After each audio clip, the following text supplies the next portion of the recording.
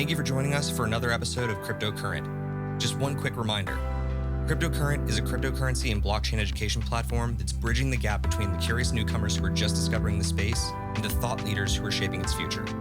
All opinions expressed by Richard Carthon, the Cryptocurrent team, and their guests on this show are exclusively their own opinions. You should not treat any opinion expressed by Richard, the team, and their guests as a specific inducement to make a particular investment or to follow as financial advice. This show and any other Cryptocurrent production is exclusively for informational purposes.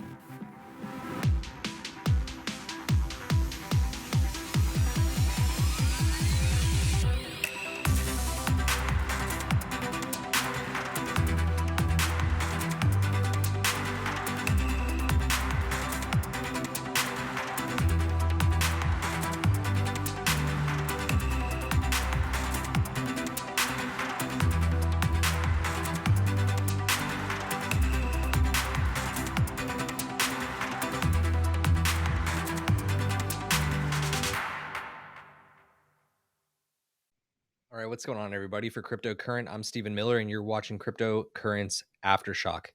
This is where we bring you the latest and greatest news from the wild world of Web3. We do this every single week on Wednesdays. And as always, I'm joined by the host of our interview programming, Richard Carthon. Richard, how are we doing? I'm doing all right, man. It is being back to some bearish sentiment out there. Even with all of the hype of the Super Bowl from last week and other pretty, I think, substantial news that's dropped in the last week, the market isn't necessarily reacting in the same way. Now, that could have to do with some extracurriculars happening out in the actual world news. Wink, wink, nudge, nudge, everything going on with Russia. But also could have to do with several other things as well. But we're going to unpack a lot of that today. But overall, I'm okay. How are you doing? I mean, after all of the stuff that we've seen happen in crypto across the last week, I'm actually just starting to question a little bit whether or not we're GMI. For those of you that are not familiar with crypto terminology, that is whether or not we're going to make it. But again, we're here to give you not just the bullish news, not just the good about crypto. We're here to tell you both sides of the story. So, like we do, we're going to bring you all the way through the news during this show and then take you through an Aftershock segment. And that Aftershock is where we break down one of the bigger narratives of the last week so that you can understand why it's important, why we need to be applying it, and essentially how it's going to affect the future of crypto. So before we jump into it, I do want to give a quick ask, and that is that if you're joining us over on YouTube for the debut of this specific Aftershock episode, that you join us in the comments, hit the like, and also be sure that you are subscribed. We drop these episodes Mondays, Wednesdays, and Fridays for brand new content here on Cryptocurrent. And then also we do drop these on our podcast as well. So if you have an interest in listening to this as you're on your way into work and you don't want to get distracted by how pretty Richard is, make sure that you are also following on the podcast platform of your choosing. But let's go ahead and jump right in to this week's content. The big story that we're following right now has to do with OpenSea and this massive phishing scam that was basically taking the crypto world by storm over the weekend. But in order to get into all that, we need to tell you whether or not the news of the week is a buy, a sell, or a hodl. And we do that with a lightning round through buy, sell, or hodl. Buy, sell, or hodl. So in the lightning round, we cover a lot of stories really fast. Who'd have thought? But this week on the lightning round, we're covering a couple things that we thought were very interesting across the last week. And the first of which touches on a story that we had from the week prior, where we had found out about the Bitfinex hackers who stole what is currently worth about 4.5 billion in Bitcoin. Those hackers have decided that they were going to sell the rights to their story to Netflix. So if you're following the current Netflix docuseries / fiction series Inventing Anna, think that, but a lot more money and a lot more crypto based. Rich, why don't you tell us about Vitalik? So Vitalik was at ETH Denver this past week, and let's just say he's bearish. And I guess the best physical representation of him showing how bearish that he is, for those who are listening, highly recommend you check out watching this on YouTube so you can see this amazing picture. He actually came out on stage wearing a bear outfit. So if you want to know how Vitalik is feeling, he is feeling quite bearish about the market right now. I like Vitalik, but man, that dude is one weird guy for just like pulling that out at like one of the biggest ETH conferences of the beginning of this year. But there's another interesting chain that is on our radar this week, and that is Binance. So if you are unfamiliar but about Binance, Binance is of course an exchange, arguably the world's largest exchange for crypto. And up until recently, they had been operating on two different chains. You had Binance Chain and you had Binance Smart Chain. Well, because they finally decided that for branding purposes and common sense purposes, they're going to be merging those two chains into one chain that follows underneath their actual token, BNB. So they will now officially be rolling out BNB chain. Why don't you take the next one, Rich? Next up, Twitter is adding support for ETH wallets, which means that you officially can start tipping people in ETH. So that's right. If you were enjoying someone's content, or if you were in Twitter Spaces, what have you, and you're like, "Wow, they really gave me some great knowledge. I'd really like to give them $5, $10." Well, instead of $5 or $10, you can now send them that much worth in Ethereum. Pretty big news there. Well, let's rip through some regulatory news because there's a couple really interesting stories that have come up in the past week. The first of which is that California officially has legislation up in its state Congress to essentially determine whether or not they want to make Bitcoin legal tender in the state of California. That's pretty interesting. But what I thought was even more interesting is something that came out yesterday. And that's that Wyoming is going to be pursuing a USD pegged stablecoin for their state. So we may end up seeing maybe YUSD coming soon. So that'll be very interesting to see. But we also have a really big announcement, and that's that Federal Reserve officials are officially going to be banned from owning cryptocurrencies and stocks after public outcry. This is such a huge deal because the government typically takes advantage of insider knowledge like this all the time. So I'm very refreshed by this. I wanted to rush ahead to this one because I'm curious if you had a take on this one, Rich. It's not gonna hold up. There's no way. Why would someone agree to become a federal official if they also can't own crypto or stocks? You're basically saying that I just don't think this is gonna hold up. I think in theory and on its merit, this is a great thing. Will it hold up? I don't think it has a chance. Yeah, I think you're probably going to have more people within the government having the final word on that one, but that's just my take. The next story comes out, actually, I believe it came out middle of last week, and that was that the Marshall Islands, which is a small island nation, has approved through their government the official designation of DAOs, decentralized autonomous organizations, are officially legal entities in their nation. Then, last but not least, amidst all of this Russia and Ukraine insanity, on the brink of war, Ukraine has decided that they are officially going to legalize Bitcoin and cryptocurrencies. Now, this actually does come off the news of like September of last year. They decided they were going to put this through, and the bill didn't pass. So they actually just put this through on new legislation and passed it this time around. So if you heard about this back in September of last year, just know it's actually official now. That's what matters. But let's jump into the NFT update. Real quick, the only thing I want to add to that, why I think it's a timely thing, when you look at a lot of, unfortunately, diasporas of other people and they're having to leave and not necessarily having the liquidity that they need, they have found a safe haven in the world of crypto. So I think it's actually pretty timely that they're saying that, okay, now crypto's fair game and so is Bitcoin. And I wouldn't be surprised if you saw a lot of Ukrainians convert their cash into crypto as they potentially flee the country. Yeah, I would have to agree with you on that. I think that that's more likely than not something that is properly timed. So we're gonna have to see how that all unfolds going forward. But I like that we've started to see more legislation come out and regulatory favor from a lot of the Eastern Bloc countries and also across Latin America. But in non-fungible news, this is an interesting story that I want you to talk about because I think that I get a little bit too opinionated about JP Morgan. Maybe a little. So JP Morgan gets into the metaverse with an Onyx Lounge in Decentraland. Now, what's interesting about this is that for a long time, the CEO was swearing off all things crypto and wanted absolutely nothing to do with crypto. But what's the funniest thing about this Onyx Lounge is that it's one of Steve's favorite people, CEO Jamie, actually will have a picture of himself within the Onyx Lounge. Not just in the Onyx Lounge.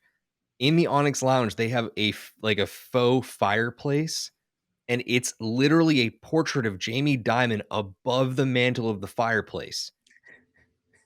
When I heard about this, I'm sitting there like just scratching my head because this is the same guy who said, like, if you're investing in cryptocurrencies and you work for JP Morgan, I will terminate you in the Yeah. last 2 years.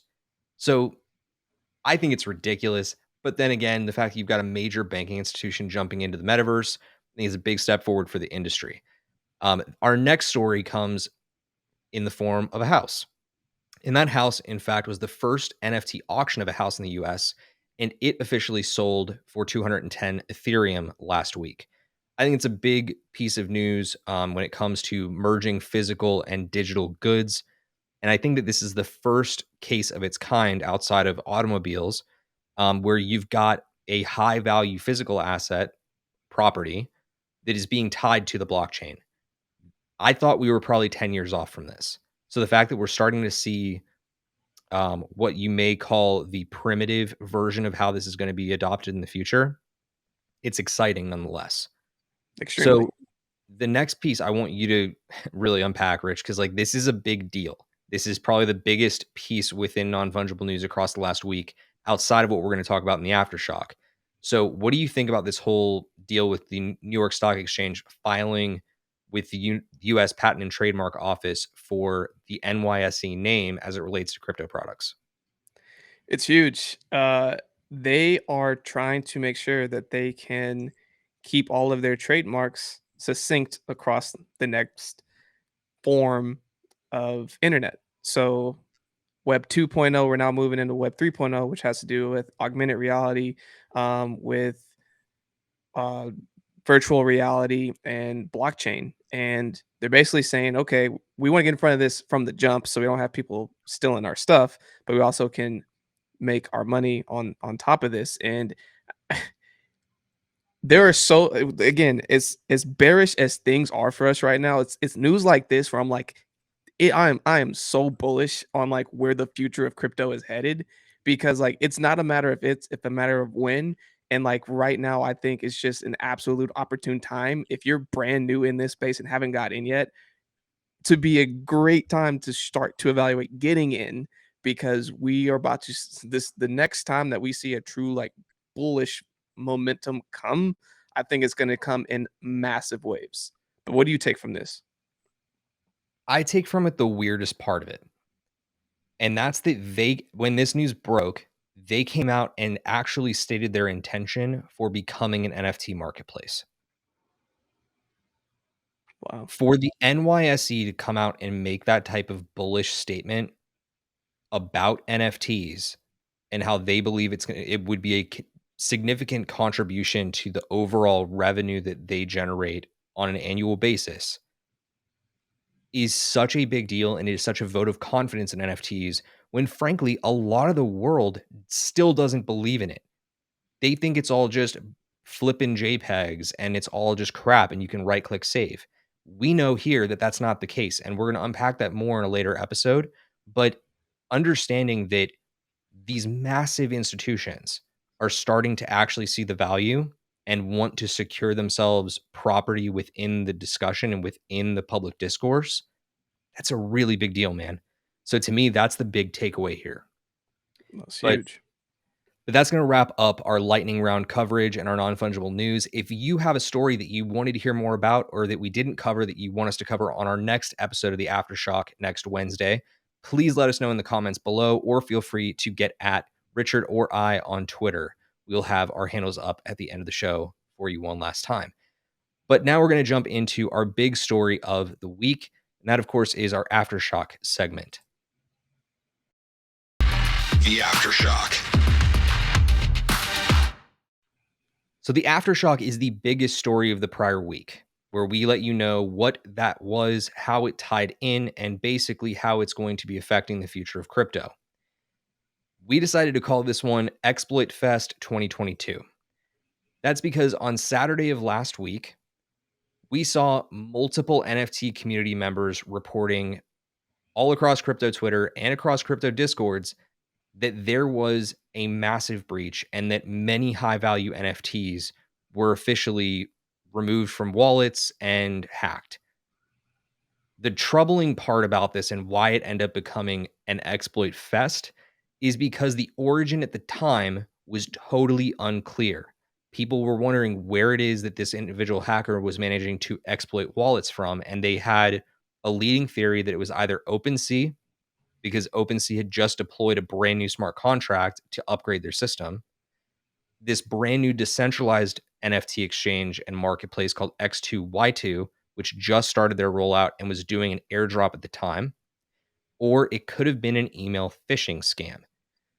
Now, again, as we said, this targeted specifically OpenSea users with extremely high value NFTs. So they were targeting any owners that owned Azukis, Bored Ape Yacht Clubs, Mutant Ape Yacht Clubs, Cool Cats, any of the top blue chip properties. Nobody was safe. But what ended up coming out is that the scammer himself or herself was in fact active with this hack since December. So they actually deployed a smart contract in December that was skimming for all of these users' information and also starting to, as things got clearer, pull in individual contract permissions based on a phishing email that was labeled from OpenSea. But OpenSea still has not yet identified the source of this phishing scam, but it is right now believed to all relate to one specific email. Now, Rich, this is not the first time this has happened, right? Nope. This is just the latest episode, but the amount of panic that came from all of these different like mediums of like where the attack vector could have been placed shows an ongoing problem, right? It shows a huge problem. And real quick, I'm going to break this down for some people who might not know what phishing is. I'm going to give a quick uh, explanation. So, a phishing email is someone acting like something else that's legitimate. So, for example, one of the latest phishing emails I received was from Amazon, where they were telling me that my package unfortunately was not going to be delivered on time because of changing whatever. Please click this link to see where my package is now, right? So the point of a phishing is to act like a scammer acting like an official entity to try to get you to click on a link. And the link typically brings you somewhere where they can get access either to your laptop, your email, something. You're basically you're inviting them in. So the quick way that you can typically catch a phishing email is to look at the sender and then look at the actual email address of the sender. And typically a lot of them aren't that great. They're pretty clearly not Amazon or whomever they're pretending to be. However, unfortunately, a lot of people who don't take a moment to stop and to reflect on what's going on quickly press the link, and by doing that, expose themselves to potential scams and getting hacked and other things like that. Now, the reason why you're seeing a huge exploitation in this space, I believe, is because scammers are always going to follow the money. And right now, there's a lot of money in NFTs. Now, what's even more clear right now in this moment is that a lot of these people who are getting into the NFTs might not be as technologically sound as others, because unfortunately, to use a thing like OpenSea, MetaMask, and some of these others, it's not an easier onboarding ramp for a lot of your everyday consumer of getting into these types of projects. And so there might be a little barrier to entry for some people as they get into this space. They're not as aware about security, and so people are manipulating this, and scammers are doing what scammers do. They're following the money and taking advantage of it. Yep. And again, it's really easy for them to make that sweep happen because the second that they have access, all they have to do is execute a couple command lines, and then all of a sudden your NFTs and your ETH is all swept. It's just immediately pulled out. And that's because we have a problem still today in just the broader crypto space. Like if you operate an Ethereum wallet or you operate a Solana wallet, oftentimes you are when you are initiating a transaction, you're actually signing a smart contract. And when you make that signature, you are allowing for something to take place. And if you do not carefully read the smart contract, underneath it, you're actually giving them permission to do a lot of different things. And if you aren't reading it carefully, sometimes that signature also allows the person you're transacting with to pull additional assets from your wallet at will. So it's a really scary thing, but it's a reality that we still have to face. So the question starts to become from that, what is it that we can do, right? How can we better protect ourselves? So we wanted to cover a couple different ways how you can protect your neck.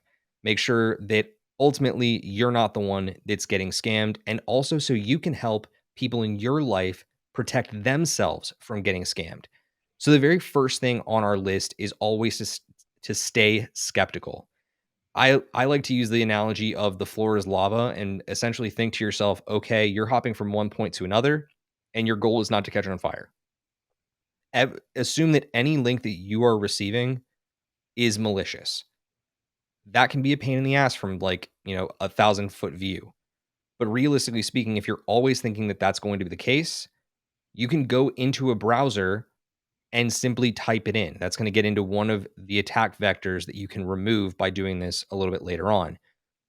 But truly, those masked links are everywhere. So don't click them. There was one story I wanted to cover, Rich, and that was something that my father sent me the other day from Coinbase. He received an email straight away from Coinbase that was super official looking. You would think that it was a legit thing if you were anybody that does not educate themselves in crypto. And if you authenticated your account and followed the support funnel that, like, they were trying to create, you were going to give them access to everything you had on Coinbase, and they would have Yep. then been able to completely rug pull you. So fortunately for my father, he doesn't have access to his Coinbase. Guess who runs his Coinbase? You. Correct. So for him, that's a protection mechanism. He puts somebody in charge of his shit. Not everybody has that. So you have to be educating yourself constantly on what attack vectors there are in your life and how you can be exploited. And Real that quick on that, just to add yeah, 2 more things, especially around Coinbase. So they actually just updated their terms and conditions to no longer be liable for when things like that happen. Because I think so many people got rug pulled from phishing attacks like that, and Coinbase made it right and, like, tried to pay people back, that they basically said, "Nope, we're not doing this anymore. Our new terms and conditions, you're agreeing that if this happens to you, sorry, you just lost your money." So again, which protect goes yourself. back. Yeah, I mean, and that goes back to the falsehood that because Coinbase is FDIC insured, that you're safe. You need to always protect yourself. All Yep. those crypto assets, they're not responsible for them. So it is what it is, but be protecting yourself. But let's talk about removing some of these attack vectors. Basically, I have a couple of different things that I always look for, but the three easiest things you can do are typing in any links that you receive so that you can ensure that what you're actually the site that you're going to, because I have no idea how to talk today. The site you're going to is actually where you want to be going. If you're clicking on a link, there's a chance it's masked, meaning that what you see is not where you're being taken. So always type in receive links. Rich, you're a big proponent of the second one, which is getting a hardware wallet, right? Yes. Absolutely. So by having a hardware wallet or Ledger Nano, even if somehow someone gets access to your stuff, if you have it on cold storage, unless they physically have that device, there's nothing they can do. And that is powerful. Like, extremely powerful. So if you really want the ultimate sign of protection for yourself, having some nice cold storage, aka a hardware wallet, could be the saving grace that you need. Now, here's one of the tricky parts about a hardware wallet. You have to be constantly managing your connections because if you sign a smart contract, it could very well mean that you're still connected to the source. So I recommend using a site like revoke.cash or learning how to revoke permissions using Etherscan. If you can do that, then you're safe.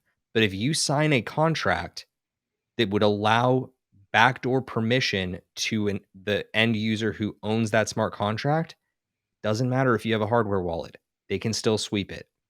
So you have to be aware of that because it is still a way around the protection.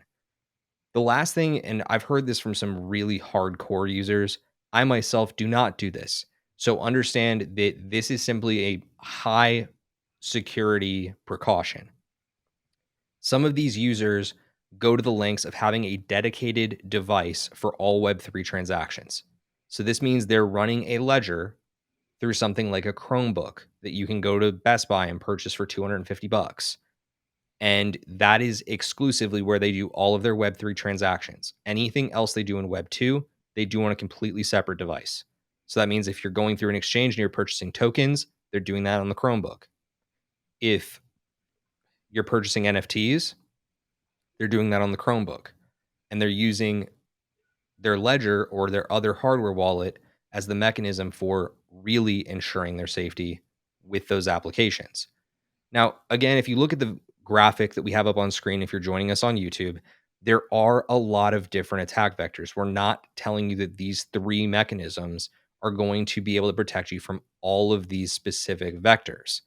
So there's obviously software vulnerabilities, compromised credentials. So if somebody gets a hold of your login information, weak passwords, malicious employees or malicious peers who you may be working with that you would not otherwise suspect has it out for you. Poor encryption. So one of the things that you can do to get around poor encryption is get yourself a VPN, a verified private network. That's invaluable. Ransomware, phishing, misconfigured devices, trust relationships, and of course, what every corporation fears today, DDoS attacks. So you have to be doing as much as you possibly can to protect yourself. If you're taking out attack vectors, it makes it a lot easier for you to have that peace of mind at the end of the day that you're not going to get exploited. So the last piece of the puzzle here, Rich, comes to Discord tips. Do you want to take us through this a little bit? So we have two big ones here. So if you are in the world of Discord, which is a nice chatting application for a lot of people in the gaming, NFT, and other crypto projects, spend a lot of time here. One thing that you can do is changing your status to invisible. And another thing that you can do is to turn off DMs, because if you have DMs, unfortunately, you have a lot of people who do phishing attempts where they send you information and they say, "Hey, press this link to get more information on blah," and unfortunately, those are phishing attempts just directly to you.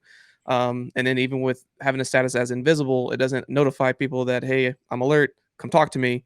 Um, so again, it does limit you in the sense of not letting these potential online scammers and predators alert you and come after you, and as well as people who are actually in the community and trying to engage with you, etc. So it is kind of a give and take. But if safety and protecting yourself is the highest importance at the moment, or if you're just kind of feeling sketched out by everything, two great things you can do on Discord: change your status to invisible, turn off your DMs.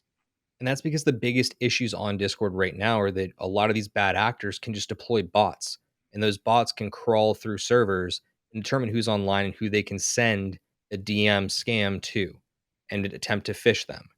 So by making yourself invisible, those bots can't see you. By turning off your DMs, you can limit the amount of phishing links that get sent to you. So always stay skeptical. Make sure that you're not clicking on those types of links that could be potentially masked. Remove all the attack vectors you can. And of course, protect yourself even on platforms like Discord.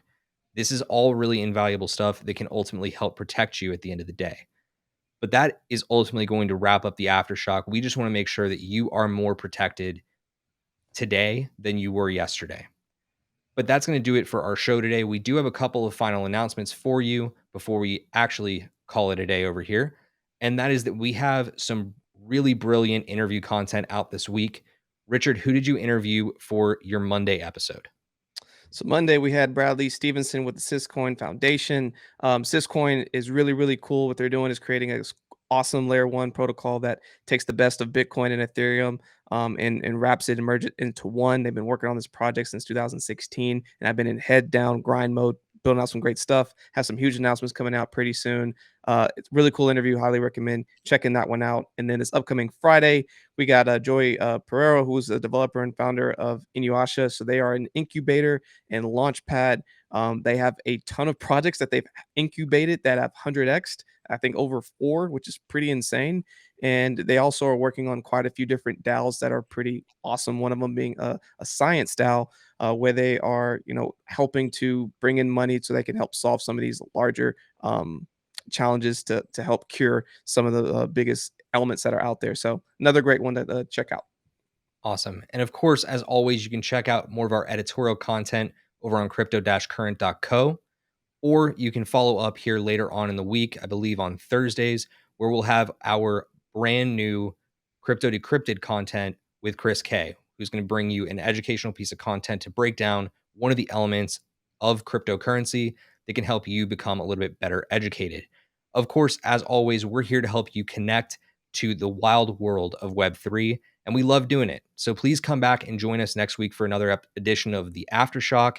It'll be out on Wednesday. But until then, stay cryptocurrent, and we'll see you next time.